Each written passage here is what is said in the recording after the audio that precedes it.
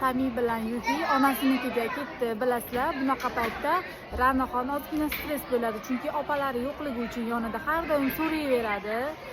Bugun sal tushuntirmoqchi bo'ldik opalarining yo'qligini. Shuning uchun turmush o'rtog'im ham bugun 2 kunlik ta'tilga ketdilar. Men va Ra'noxon uyda faqat bugun Ra'noxon bilan ona qiz birga vaqt o'tkazish uchun Kiji kapiga keldik. Detskiy bolalar o'yingohiga keldik. Hozir maza qilib o'ynayapti Ra'noxon. Opalarini so'rab baribir so'raydi, iloji yo'q. Ertaga kechki payt kelishadi dedik. Endi ay qizim maza qildi.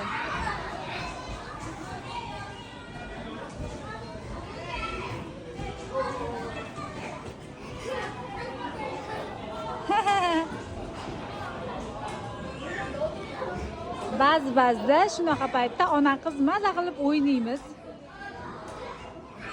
Ikkalamiz uchun vaqt ajratib.